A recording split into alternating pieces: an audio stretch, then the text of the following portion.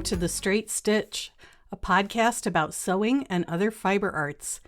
This is episode 41, and my name is Janet Szabo. I'll be your host as we explore all things sewing. I was traveling last week. I went to Bend, Oregon for a denominational meeting, and while I was there, I visited a little quilt store called the Quilt Basket. I picked up a couple of fat quarters and an apron pattern. I was only 20 minutes from Sisters, where there is a quilt store called the Stitch and Post and a big quilt show every year, but I did not get out to Sisters.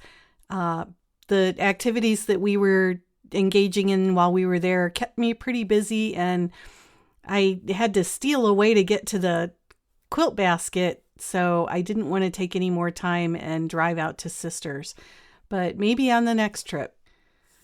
I've been puttering around in my sewing room. Gardening is still taking up a fair bit of my time, although the garden is pretty much planted and my new herb garden is planted. So I'm hoping that this week and in the weeks to come, I will have more time to sew. I worked on another version of the New Look 6543 woven t-shirt pattern. I like that one very much. The first one I made was a round neck version, and the second one I made was a V-neck version. I'm really struggling with sleeves though, and it's a weird thing because I know how to calculate sleeve cap shaping, because when I was a knitting designer, I had to do that, and I understand the relationship between the height of the sleeve cap and the depth of the arm side and the length of the sleeve cap.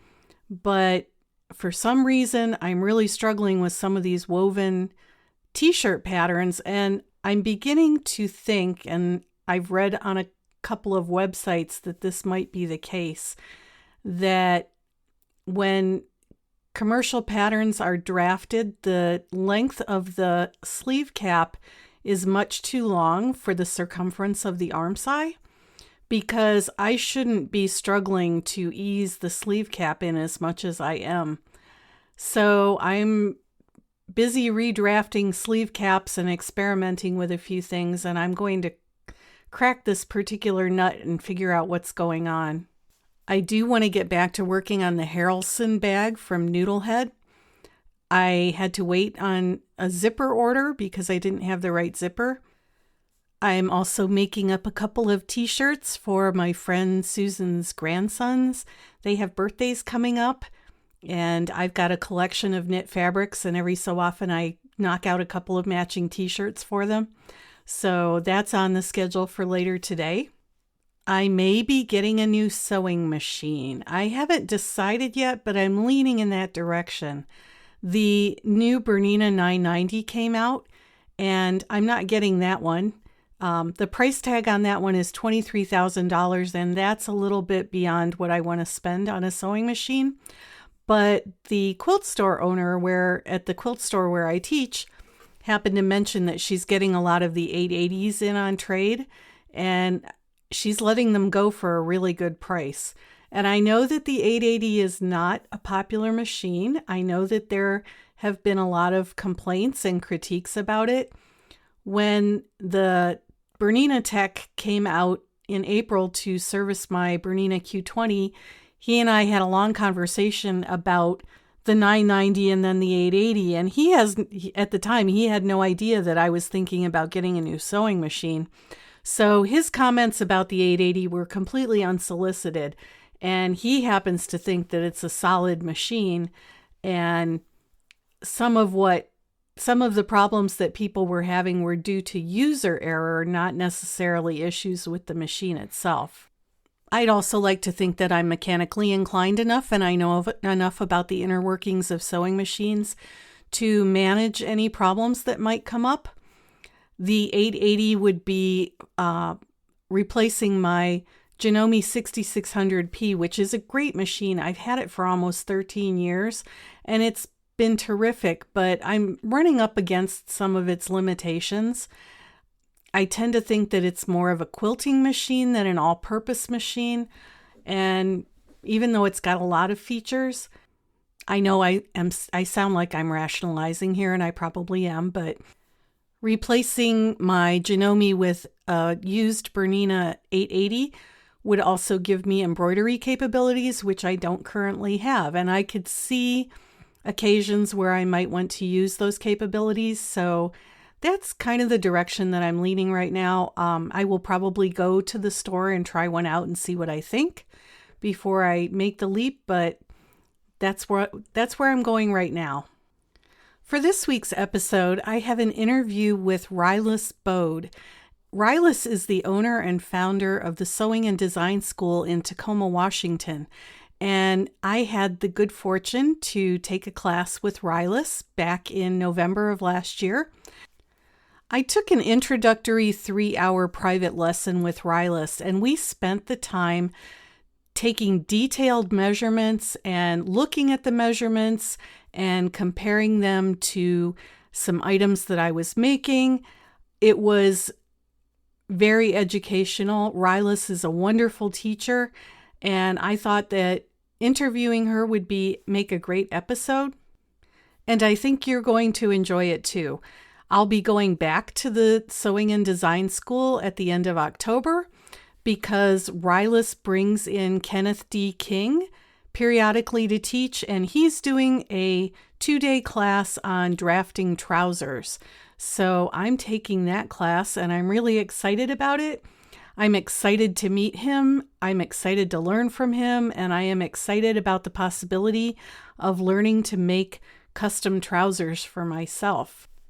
So we'll jump in and meet Ryliss and hear about how the Sewing and Design School came to be. I am here with Ryliss Bod, who is the owner and founder of the Sewing and Design School in Tacoma, Washington. And I met Ryliss last fall. I went over and took a 3-hour private class. And I have to say that was mind-blowing for me, because you spent 3 hours helping me go through getting accurate measurements and figuring out what I need to do to alter patterns. And one of the things that I realized was that I have a high hip curve, which has always been frustrating for me when shopping for pants. So now that I know that, and now that I know that I can make my own clothing and make my own pants, that truly was mind-blowing to me. So I'm going to stop talking now and I'm going to turn it over to you and let you tell us a little bit about your history, how you learned to sew. Did you sew for your career? How the Sewing and Design School evolved? I'll just toss it right over to you. Okay. Well, I came from a group of women where everyone sewed in my family, my grandmothers, my mother, my aunts. And as a little girl, I wanted to make those pretty dresses too. And so my mom started teaching me how to sew at the age of 9.5. I joined a 4-H club that included baking and sewing. And fortunately for me, not only was my mother a good seamstress, she constantly took classes. And she would come home from these continuing education classes and show us what she had learned: pattern drafting, lining clothes, couture techniques. And, I was a lucky girl. And so by the time I was in middle school in 9th grade, I was already hacking patterns. Didn't call it hacking patterns, I just called it changing it up. And I was lining jackets and dresses, and I made all my own school clothes because my mom, when she made them, she made the hem lengths too long and mini skirts were in. So I like to take control over that. I went on to college to get an education degree in art. Never really thought too much about the sewing components in my life. I just did it. And my husband and I joined the Army, and we used the GI Bill to go back to graduate school. And so in the first quarter of graduate school, I decided I'm going to take the classes I really want. So I took a tailoring class, even though in college I had never taken any of the beginning courses. So I had to get special permission from the professor to get into that tailoring class. She said she'd give me 1 day to cut the mustard. And if I didn't, then I could drop out and sign up for Sewing 101. Well, I knew in the first half hour of that class, that tailoring class, I wanted that woman's job. I wanted to teach adults how to sew because as I observed her students, they were all so excited to be in her class. And I wanted that same feeling. And I wanted to teach something that I thoroughly enjoyed. And so for 2 years, I studied everything I could about pattern drafting, history of fashion, textiles, clothing construction methods. It was the best 2 years of my life. When I look back on it, I really want to go back to school and do it all over again because it was so much fun to learn. Well, then I landed a job at Bates Technical College teaching clothing construction. And I became a tenured instructor there for 32 years. Then the school had some financial issues and they laid off their tenured instructors without cause.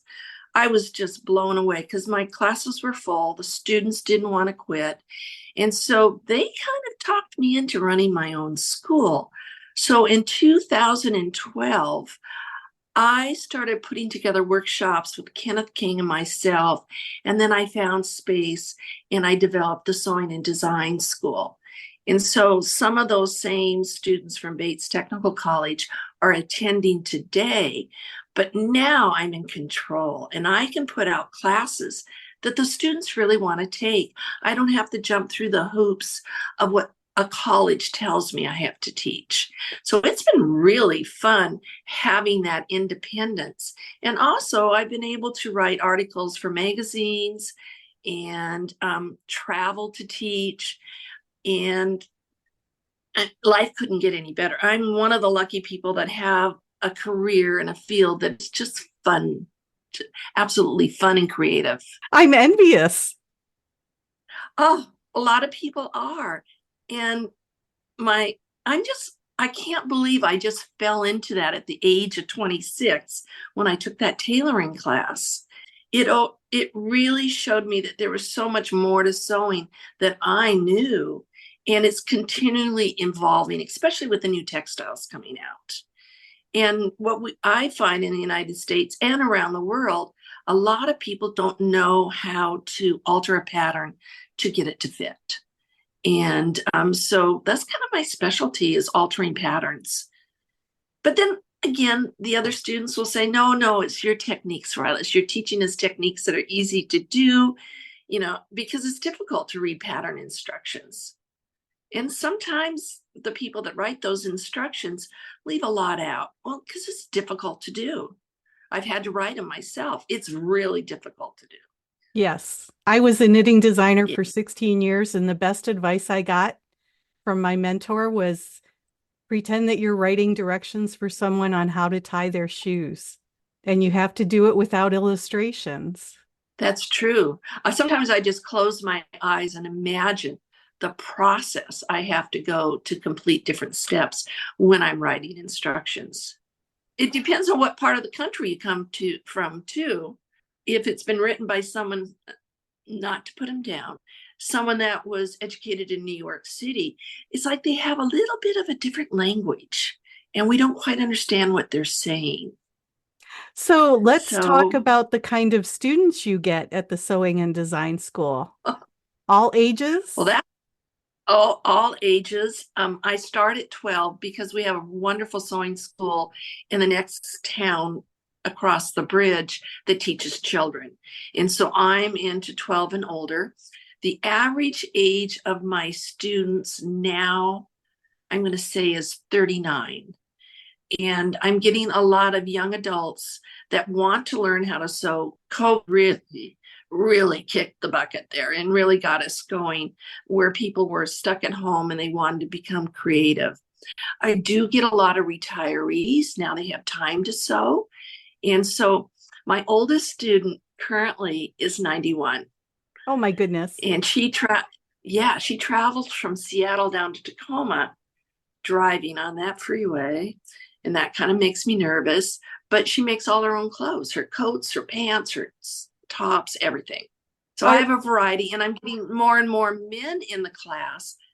And they're very good at constructing things. They just naturally, I think it's because of the way we were raised when we were little kids, and boys got toys that they could build, whereas us little girls, and I'm from the 50s, where we got little dolls and we dressed them up. But the guys put things together.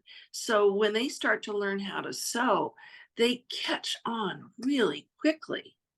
Well, so I'm a little bit younger than you are, but when I was in high school, I managed to graduate from high school without ever taking a home ec class. They had, fallen out of favor or been eliminated completely. Mhm. Um, are you finding that people are now searching out those skills that they weren't taught Yes, as youngsters?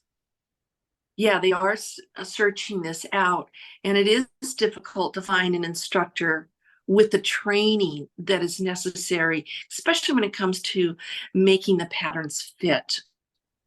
And there is still sewing being taught in the schools, but it depends on the school district.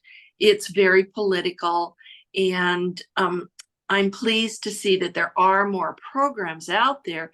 But then we hear in the big cities, there's no sewing programs. But I'm finding in the rural areas, there's a lot of sewing going on in classes that help us learn how to manage a household, how to pay your rent and so forth. And that all falls under the home and family life era, where it's like the old home ec, where we're teaching our students how to cook and write out their checks and so forth. Now they're not even doing that. That's changed quite a bit, but we just have to go with it. Now it's difficult to find classes in sewing at local universities and colleges because their website is so big that when you Google search it, it's not coming up. But if you ever find a school that has any fashion design in it or any apparel construction, they generally have continuing education classes also that the community can take. So I like to encourage those people that are moving to new towns, take a look at your local schools, your local colleges and universities, and see what they have to offer. We have a very active Yeah, 4-H group here, and so our youngsters and our kids are learning how to sew. that's great. Yeah. We do have a 4-H group in Washington State, several groups. I'm one of the judges at the state fair. In fact, I just this morning just logged in the day I want to work. But so much is changing in the world, and with fast fashion and the cost of clothing, when you're young, you don't really care if it fits well because you're moving too fast. And so we've got to find those people, those young people that want to be creative. And I do have a 12-year-old student right now. He wants to be a shoe designer, but he wants to learn how to sew first before he designs shoes. So what do you usually start out your beginning students, be they children or youngsters or adults? What do you start them out with? I start him out with learning how to run the sewing machine.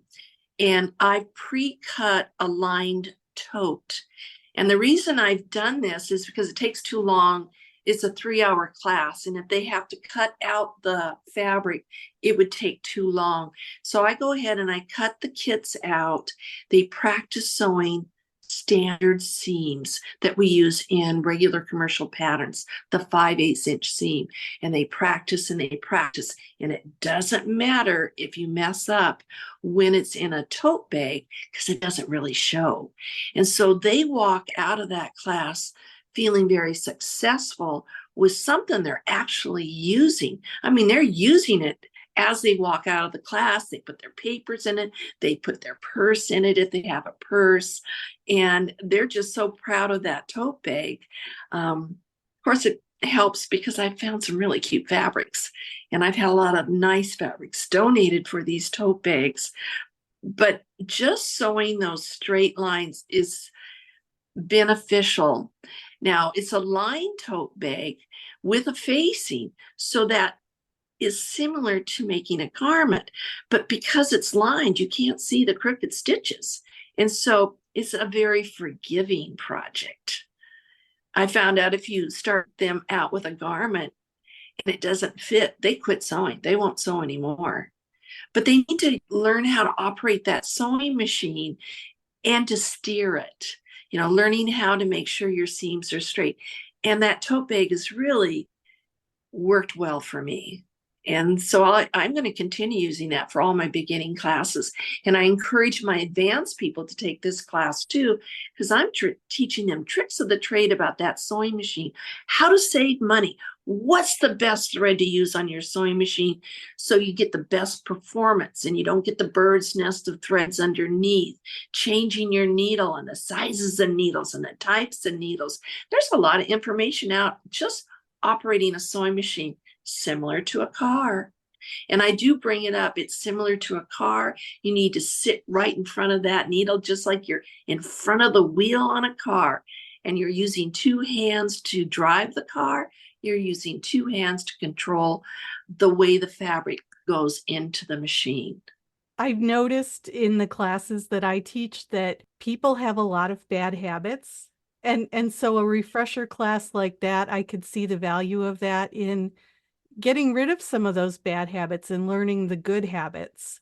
When you go on to teaching garment sewing, it seems to me that, at least from my own experience, learning how to get the accurate measurements, learning how to translate that and marry it with the commercial pattern, and understanding that nothing is probably going to fit you straight out of the pattern package. So what are the steps that you use to communicate that to your students and prepare them for what they'll need to do to make a successful garment?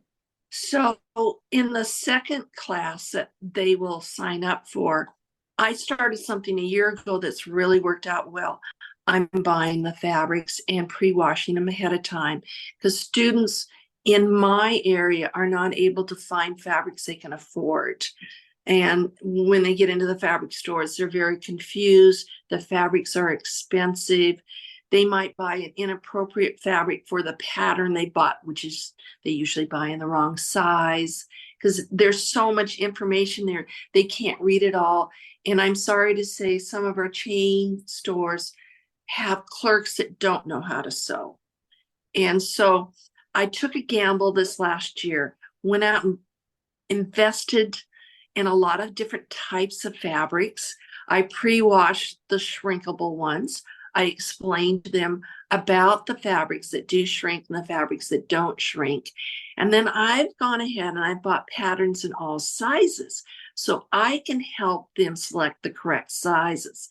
And I explained to them too that the pattern's just a starting block. And then we have to customize it to fit your body because maybe your arms are a little longer or your torso's a little shorter, whatever. We've got to tweak the pattern to make it fit. And so we start out with simple patterns, not a lot of pockets, not a lot of details and zippers. It's just start out simple and then build up to a more complex pattern later. And that's helped tremendously. And with a beginner, they are confused about the sizing. They don't seem to understand that the commercial patterns that we sew with are a totally different sizing chart than what we buy at the store. And so I explain how different manufacturers have different sizing, and we have to fit within the sizing of whatever product we purchase. And then we have wearing ease. We have to make sure that we can still lift our arms and our buttons don't pop open. So we have to have that little bit of extra room as it goes through the different types of garments and the different types of fabrics. So they're given all that paperwork.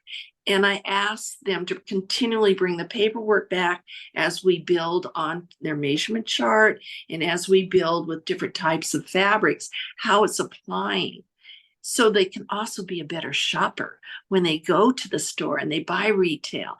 What are they looking for in a size?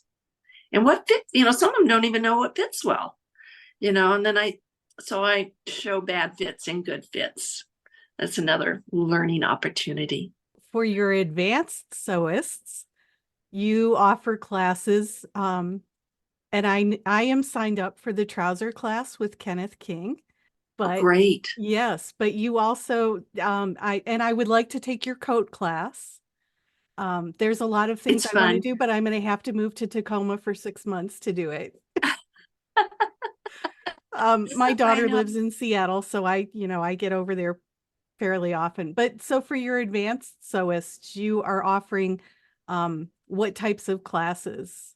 So the advanced people really enjoy pattern drafting. So that's why I've hired Kenneth King, because he is a master at drafting patterns very quickly. And Kenneth and I have been working together since the 90s. I hire him to teach the classes I don't teach, and I teach the classes he does not like to teach. Like, he hates knits. He will not teach a knit class, but my students love knit, so I teach a lot of knit classes. Um, I do enjoy pattern drafting, but I like to carry it off after he leaves. And so he can come in, he whips them through a 2-day course, which is really like a whole quarter in a college setting, and they get their master patterns. And from that master pattern, when you take your trouser drafting class, you're going to be able to change that master draft into yoga pants or jeans or other styles of pants, because you still have the master that fits. And when you take a moulage class, which is a body double, it's your torso. You'll be making a front sloper, a back sloper, and you'll do it for a blouse, a jacket, and the instructions will carry on to an overcoat, so it's even larger. And I can teach how to change up the design to do the pattern drafting. But he does the initial work where we're measuring the bodies in the class. And I'm always there too. I've facilitated now probably 50 of his workshops. So I can kind of sit back, and if I see someone's lagging behind, I can help them. But usually Kenneth is right on top of it. And since he's working at my sewing and design school, we limit the class load to 10 people. When he taught at the college with me, the college made him hold 30 students in a workshop. And that man never took a break. And so he and I were both running around trying to make sure all 30 got what our 10 get in my school. And so it's a lot nicer to have a small group. And then he can tell his stories and keep us entertained at the same time. And when it also for advanced, he teaches the tailoring classes, traditional tailoring, where you do the pad stitching. I do contemporary tailoring. There's different methods of tailoring. I found that my students years ago preferred the contemporary tailoring. They wanted to get it done really fast and out the door. But he draws the people in that absolutely love that hand sewing part. And so again, it's a great marriage between the two of us, bringing that in, offering both types to the students. And of course, COVID changed everything. We have Zoom classes now. So he's teaching a lot of the Zoom classes, but he will always teach the drafting classes in person because he wants to be there in person to do the fittings, because it's difficult to do it over Zoom. And people are always turning and causing more wrinkles when they turn their bodies to look at their wrinkles, as you probably have experienced. That's the one frustration I have with YouTube is and Zoom classes. As wonderful as online learning is, there is nothing like being in person with someone who can turn you around and adjust things and, measure correctly. And that's what I found so valuable when I took that 3-hour private class with you, was that I had someone there who could give me instantaneous feedback. Exactly. You need that second person too to take the measurements, because you really can't do it yourself accurately. Because you can't measure your back, your back width and your back waist length. That's just impossible. And that's the back waist length is an area that I feel independent patterns fall short of. Very few of them include the back waist length, and not everyone is the same height. Not everyone, even if they're the same height, has the same torso length. And if we don't adjust it, things below never fit because we'll have the hip line way down too low or too high, or the waistline's in their hip. You have to get it just right so the garment fits better. I feel like I've reached an epiphany.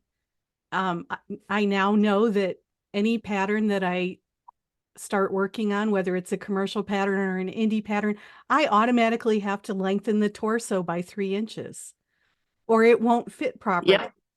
And then once I Correct. do that, I have to move the bust darts. Learning what to alter has been quite a journey. I'm finding I'm getting more male students that are really short and really tall because they can't find the clothes at the store that fits their lengths. And so that's a drawing card for me to be able to show them how to adjust those torsos and the leg lengths, the arm lengths, and so forth. Some of my students are 6'6" and taller. And I mean, they have trouble. And then the short ones are always having to have their pants hemmed and their sleeves because they just have fitting problems. You said that you're writing. Who do you write for? I've written articles. I wrote a skirt fitting article for Sew News. I wrote an article on sewing with scuba knits for Threads. And we're talking about doing another article this coming fall, although there's changes going on with the Threads magazine because they were just bought out.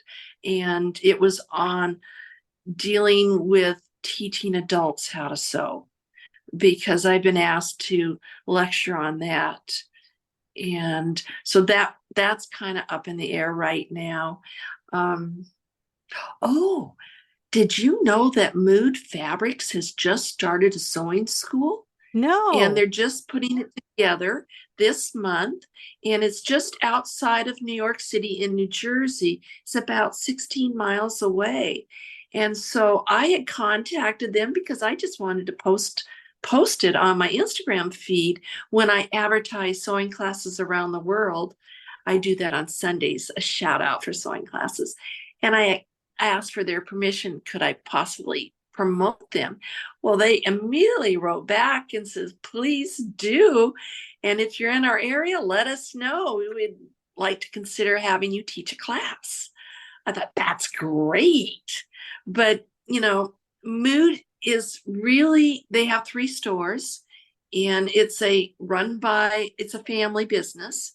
And I'm hoping that they're going to fulfill a need because there's a huge need for sewing classes for people that are not enrolled in a fashion school.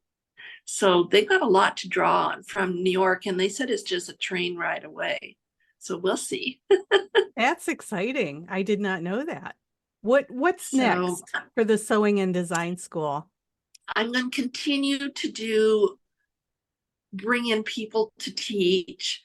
I enjoy taking shopping trips in New York City because I can just plan them really close and we're just walking around the block. I'm going to put together a sewing class with Julio Cesar. He is a Brazilian designer that Vogue has picked up many of his designs and put them in pattern form. But he has the ability to show us how to sew in a manner that's easy to understand. So the next time I go to New York for a shopping trip, we're going to put together a class with him. And I've asked him to teach us some of his trims and techniques that he's created that are rather unique. And the students that visited him last May, they're all excited to come back and take a class from him. So that's exciting. Oh, we also, when we're in New York, we visit Kenneth King in his studio. He shows us his latest designs, and that's another highlight of our trip. I'm just For the future, I'm just going to continue on again with the beginning classes because, again, I'm fulfilling a need in the Tacoma area, but also Seattle and Olympia, because there's not a lot of beginning classes that people are able to take in this area of Washington State. Well, I appreciate you being a guest. Is there anything that I hadn't asked you yet that you would like to talk about? Instagram. A lot of us are afraid of Instagram because they're afraid to post. What I'd like to encourage anybody is just get that free app, Instagram, and you can start following people that are pretty good at sewing instructors from around the world. We give you hints on how to do things. You get to see garments made up, what the pattern number was, where they bought the fabric. And it opens up your world to realize there are a lot of people out there that absolutely love to sew. And you just get that connection. In my Instagram feed, I use it as a teaching platform. So, like I said, on Sundays, it's a shout out for sewing classes around the world. Mondays, it's sewing resources. So I will post button sources, fabric sources, trim sources, where you can reach out and order online or go in person. Tuesday, all about the sleeve, because with sleeve designs, it's a smaller pattern. Whatever we do to change up a sleeve design, we can apply that to a pair of trousers or a skirt or a dress, a bodice area. It's the same process.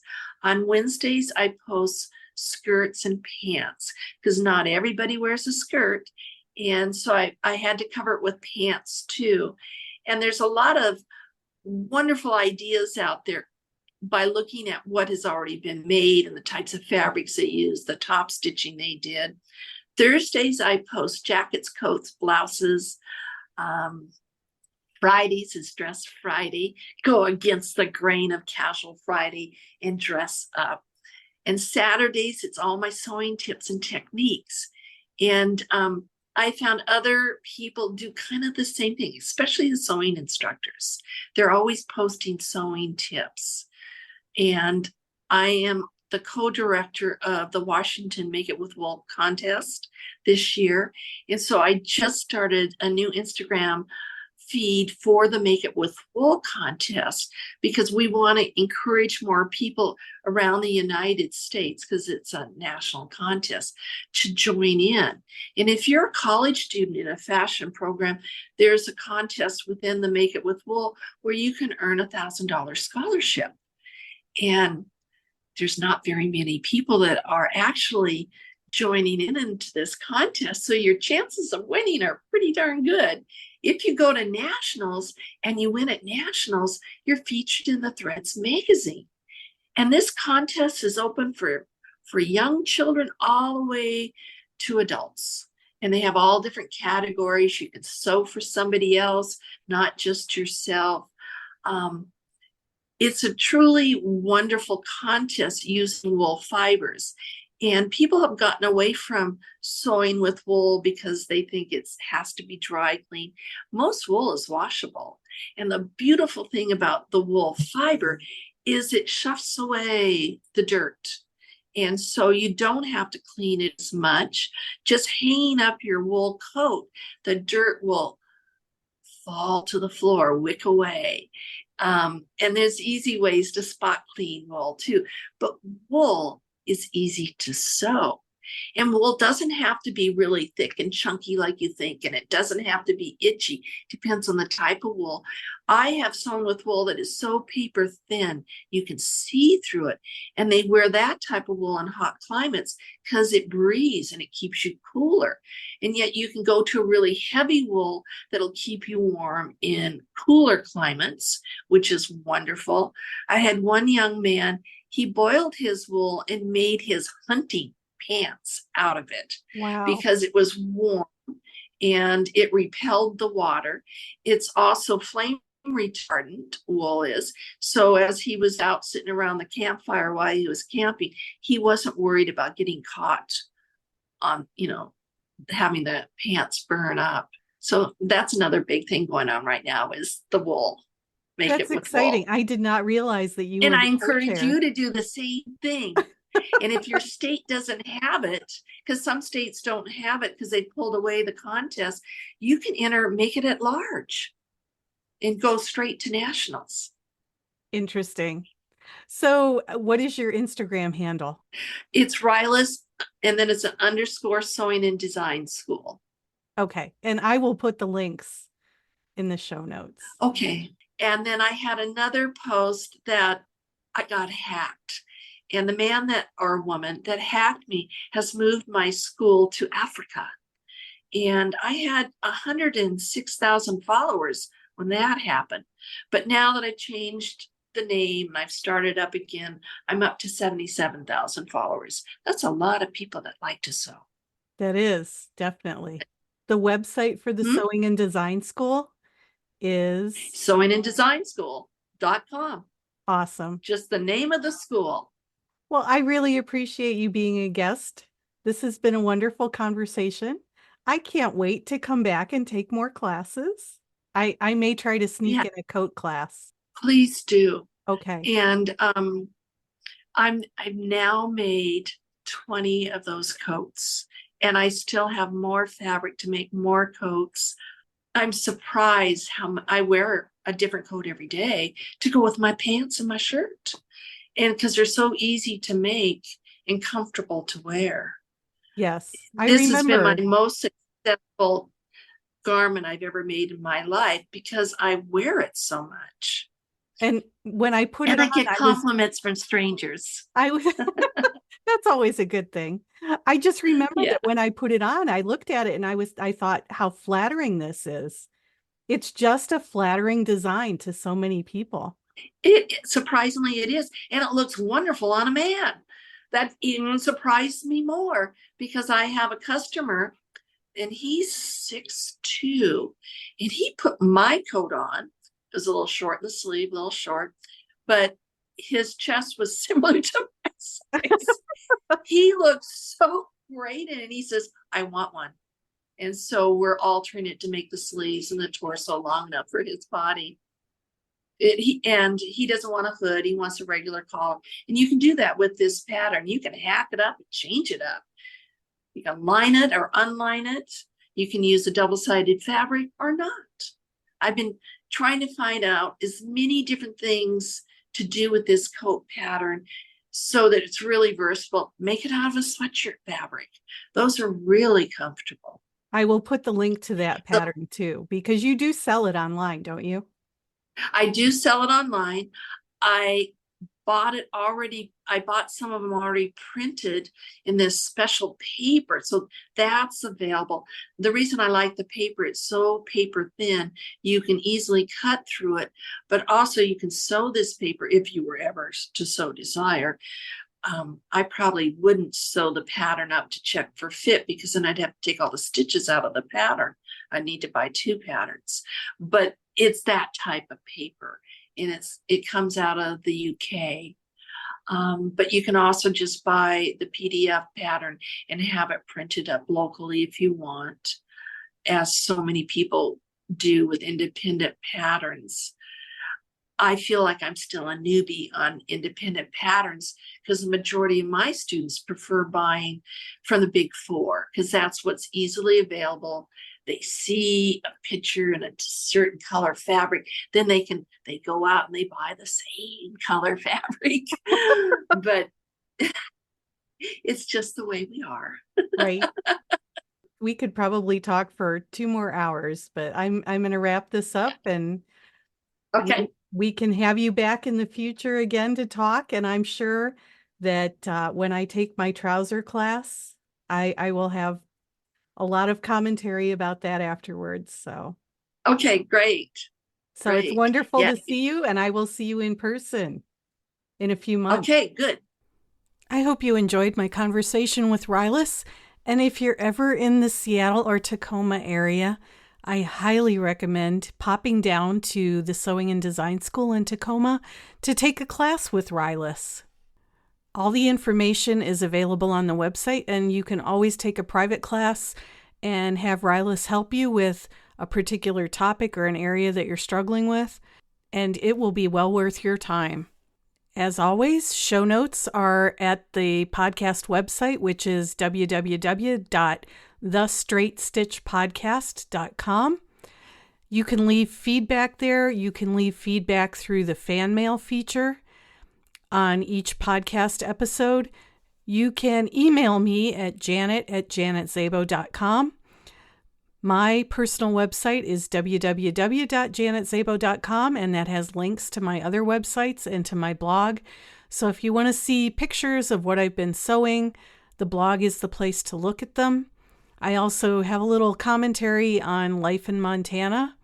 I really appreciate the feedback and emails that I've been getting. It's lovely to connect with human beings. So until the next episode, I hope you have a great week and you get to go sew something.